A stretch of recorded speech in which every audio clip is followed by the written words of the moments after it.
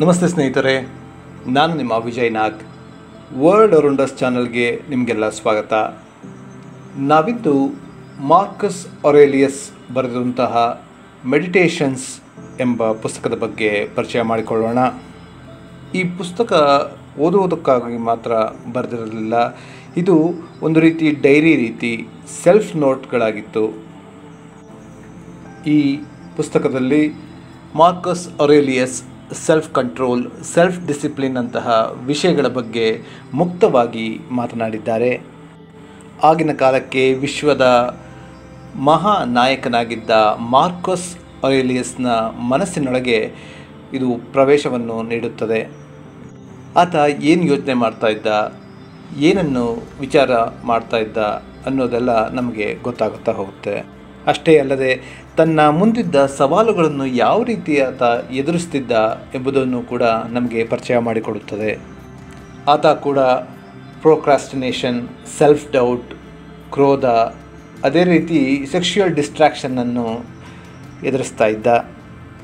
ಇನ್ನು ಈ ಮಾರ್ಕಸ್ ಅರೇಲಿಯಸ್ ಇಷ್ಟೊಂದು ಪ್ರಸಿದ್ಧನಾದ ಮಹಾ ವ್ಯಕ್ತಿ ಎಂದು ಏಕೆ ಎಲ್ಲರೂ ಗುರುತಿಸ್ತಾರೆ ಅನ್ನೋದ್ರ ಬಗ್ಗೆ ಯೋಚನೆ ಮಾಡೋದಾದರೆ, ಈ ಮಾರ್ಕಸ್ ಅರೇಲಿಯಸ್ ಯಾವುದೇ ರಾಜಮನೆತನದಲ್ಲಿ ಹುಟ್ಟಿರಲಿಲ್ಲ. ಆಗಿನ ಕಾಲಕ್ಕೆ ರೋಮನ್ ಸಾಮ್ರಾಟನಾಗಿದ್ದ ಹೇಡ್ರಿಯನ್ಗೆ ಯಾವುದೇ ಸಂತಾನವಿರಲಿಲ್ಲ. ಅವನು ಮರಣಶೈಲಿಯಲ್ಲಿ ಇದ್ದಾಗ ಸೆನೆಟ್ನಿಂದ ಬಹಳ ಪ್ರಾಮಾಣಿಕ ವ್ಯಕ್ತಿಯಾಗಿದ್ದ ಆಂಟೋನಿಯಸ್ ಪಯಸ್ನನ್ನು ತನ್ನ ಸಾಮ್ರಾಜ್ಯವನ್ನು ಆಡಳಿತ ನಡೆಸಬೇಕೆಂದು ಆಯ್ಕೆ ಮಾಡ್ತಾನೆ. ಅದೇ ರೀತಿ ಮುಂದುವರೆದಂತೆ ಆಂಟೋನಿಯಸ್ ಪಯಸ್ಗೂ ಕೂಡ ಮಕ್ಕಳಿರಲಿಲ್ಲ. ಕೊನೆಗಾಲಕ್ಕೆ ಆತ ತನ್ನ ಉತ್ತರಾಧಿಕಾರಿಯಾಗಿ ಮಾರ್ಕಸ್ ಅರೇಲಿಯಸ್ನನ್ನು ಆಯ್ಕೆ ಮಾಡುತ್ತಾನೆ. ಹೀಗಾಗಿ ಮಾರ್ಕಸ್ ಅರೇಲಿಯಸ್ ಕ್ರಿಸ್ತಪೂರ್ವ 161ರಲ್ಲಿ ರೋಮನ್ ಸಾಮ್ರಾಜ್ಯದ ಚಕ್ರವರ್ತಿಯಾಗುತ್ತಾನೆ.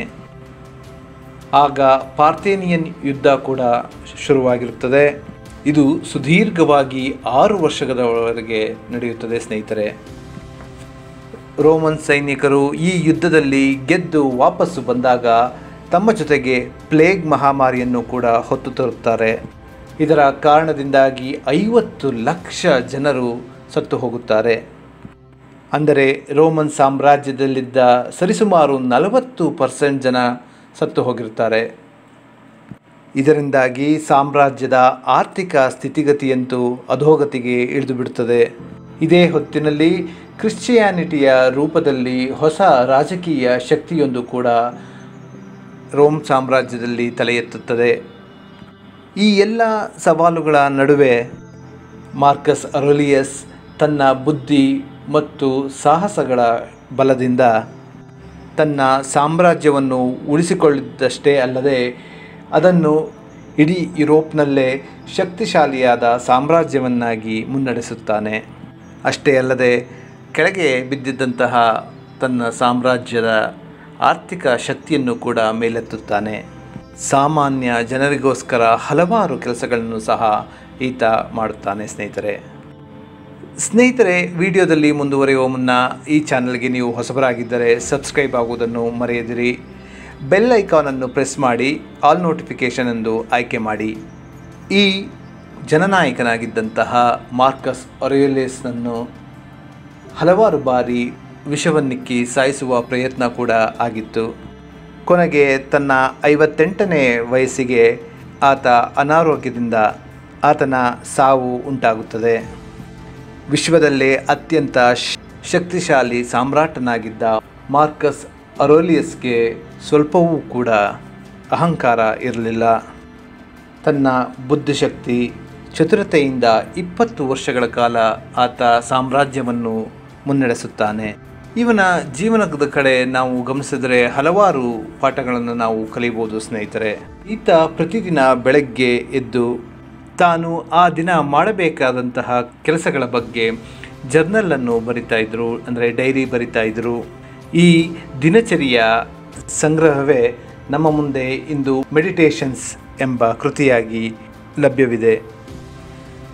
ಈ ಕೃತಿಯಲ್ಲಿ ಕಂಡುಬರುವ ಕೆಲವೊಂದು ಮುಖ್ಯ ಅಂಶಗಳ ಬಗ್ಗೆ ಚರ್ಚಿಸೋದಾದರೆ, ಬದುಕು ಎಂದರೇನು ಎಂಬ ವಿಚಾರವನ್ನು ಗಮನಿಸಬೇಕು.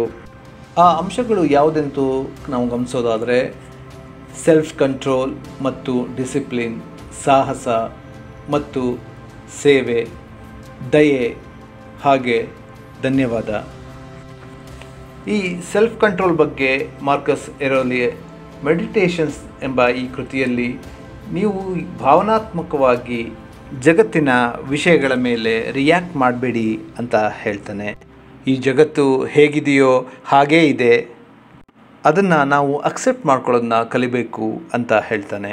ಈ ಜಗತ್ತಿನಲ್ಲಿ ಒಳ್ಳೆಯದನ್ನು ಮಾಡದೇ ಇರುವಂತಹ ಜನಗಳಿದ್ದಾರೆ, ಅದೇ ರೀತಿ ಒಳ್ಳೆಯದನ್ನು ಸಹಿಸದೇ ಇರುವಂಥವರು ಸಹ ಇದ್ದಾರೆ.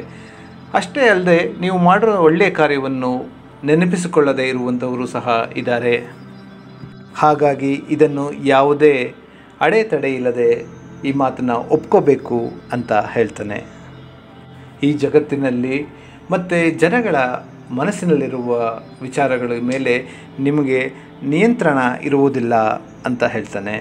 ಯಾವುದಾದರೂ ವಿಷಯದ ಅಥವಾ ಸಮಸ್ಯೆಯಲ್ಲೇ ನಿಮಗೆ ತೊಡಕು ಉಂಟಾಗಿ ನೀವು ಮುಂದುವರಿಯೋದು ಗೊತ್ತಾಗದೇ ಇದ್ದಾಗ ಆ ಕ್ಷಣಕ್ಕೆ ನೀವು ಏನು ಮಾಡ್ಬೋದು ಅನ್ನೋದನ್ನ ಯೋಚಿಸಬೇಕು ಅಂತ ಹೇಳ್ತಾನೆ. ನನಗೂ ಸೇರಿದಂತೆ ಎಲ್ಲರ ಒಳಿತು ಆಗುವಂತಹ ಕೆಲಸ ಯಾವುದನ್ನು ನಾನು ಮಾಡಬಹುದು ಎಂದು ಯೋಚಿಸಿ ಅಂತ ಹೇಳ್ತಾನೆ. ಯೋಚಿಸಿದ ಮೇಲೆ ಅದನ್ನು ಮಾಡಿಬಿಡಿ, ತಡ ಮಾಡಬೇಡಿ ಅಂತ ಮಾರ್ಕಸ್ ನಮಗೆ ತಿಳಿ ಹೇಳ್ತಾನೆ. ಸ್ನೇಹಿತರೆ, ಈ ನಮ್ಮ ಸುತ್ತಮುತ್ತ ಇರುವಂತಹ ಪ್ರಕೃತಿ ಪ್ರತಿಯೊಂದು ಅಡೆತಡೆಯನ್ನು, ತೊಂದರೆಯನ್ನು ತನ್ನ ಭಾಗವಾಗಿ ನೋಡ್ತದೆ ಅಂತ ಹೇಳ್ತಾರೆ. ಉದಾಹರಣೆಗೆ ನದಿ ಹರಿಬೇಕಾದ್ರೆ ಏನಾದರೂ ಕಲ್ಲು ಬಂಡೆಗಳು ಏನಾದರೂ ಕಂಡು ಬಂದರೆ ಅದು ತನ್ನ ದಿಕ್ಕನ್ನೇ ಬದಲಾಯಿಸ್ಕೊಂಡು ಮುಂದೆ ಹರಿಯುತ್ತೆ. ಆ ಕಲ್ಲು ಬಂಡೆಗಳನ್ನೇ ತನ್ನ ದಂಡೆಯನ್ನಾಗಿ ಮಾಡಿಕೊಳ್ತದೆ ಅಂತ ಹೇಳ್ತಾರೆ. ನದಿಯನ್ನೇ ತಡೆ ಹಿಡಿಯುವಂಥ ಶಕ್ತಿ ಇದ್ದಂತಹ ಕಲ್ಲು ಬಂಡೆಗೆ ಈಗ ನದಿಯ ಒಂದು ಭಾಗವಾಗಿ ಅದಕ್ಕೆ ಸೌಂದರ್ಯವನ್ನು ಹೆಚ್ಚಿಸ್ತಾ ಹೋಗುತ್ತದೆ ಎಂದು ತಿಳಿಸ್ತಾರೆ.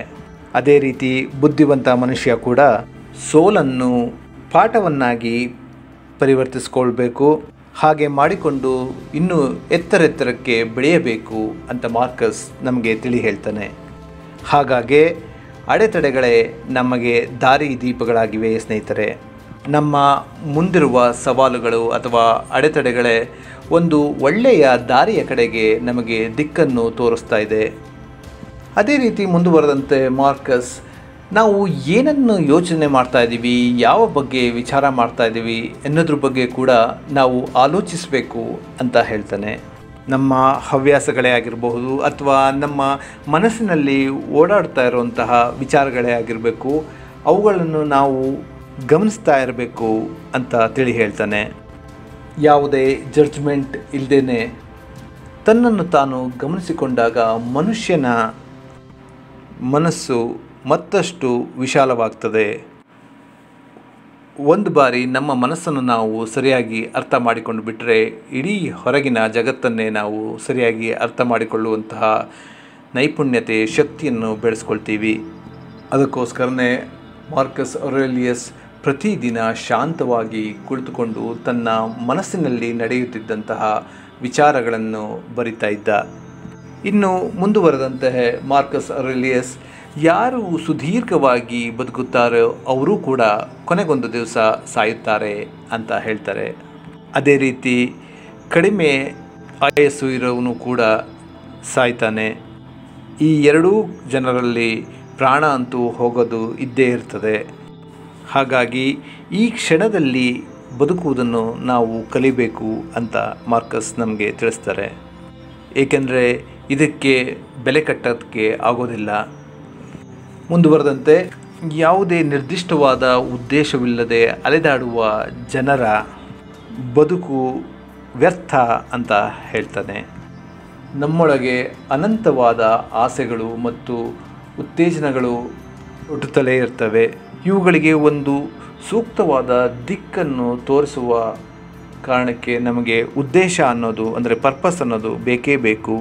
ಇಲ್ಲ ಅಂದರೆ ಈ ಎಲ್ಲ ಶಕ್ತಿ ಕೇವಲ ವ್ಯರ್ಥವಾಗಿ ಚೆಲ್ಲಾಪಿಲ್ಲಿಯಾಗಿ ಹೋಗ್ತದೆ. ನಿಮ್ಮ ಬದುಕಿನಲ್ಲಿ ಪ್ರೇರಣೆ ಅಂದರೆ ಮೋಟಿವೇಶನ್ ಬೇಕು ಅಂತ ನಿಮ್ಗೆ ಅನಿಸಿದ್ರೆ ನೀವು ನಿಮ್ಮ ಎದುರಿಗಿರುವ ವ್ಯಕ್ತಿಯ ಒಳ್ಳೆತನದ ಕಡೆ ಒಮ್ಮೆ ಯೋಚನೆ ಮಾಡಿ ಗಮನ ಕೊಡಿ ಅಂತ ಮಾರ್ಕಸ್ ನಮಗೆ ತಿಳಿ ಹೇಳ್ತಾನೆ. ಅವರ ಡೆಡಿಕೇಶನ್ ಆಗಿರ್ಬೋದು, ಅಥವಾ ಅವರ ದೃಢ ನಿಶ್ಚಯನೇ ಆಗಿರ್ಬೋದು, ಅಥವಾ ಅವರ ಸೆಲ್ಫ್ ಕಂಟ್ರೋಲ್, ಅವಿರತವಾದ ಪರಿಶ್ರಮ, ಇಂಥ ವಿಷಯಗಳ ಮೇಲೆ ಗಮನ ಕೊಡಿ ಅಂತ ನಮಗೆ ತಿಳಿಸ್ತಾನೆ. ಮನುಷ್ಯನಾಗಿ ಹುಟ್ಟಿರೋದ್ರಿಂದ ಜಗತ್ತಿನಲ್ಲಿ ನಾನೇನಾದರೂ ಮಾಡಿ ಹೋಗಬೇಕೆಂಬ ಒಂದು ಅವಕಾಶ ನನಗೆ ಕೊಡಲಾಗಿದೆ. ನನಗೆ ಶಕ್ತಿ, ಅದೇ ರೀತಿ ಯೋಗ್ಯತೆ ಕೂಡ ನೀಡಲಾಗಿದೆ. ಅದನ್ನು ನಾನು ಬಳಸ್ತೀನಿ, ಸದ್ಬಳಕೆ ಮಾಡ್ತೀನಿ ಅಂತ ನಮಗೆ ಸೂಕ್ಷ್ಮವಾಗಿ ಮಾರ್ಕಸ್ ಅರೇಲಿಯಸ್ ಹೇಳ್ತಾನೆ.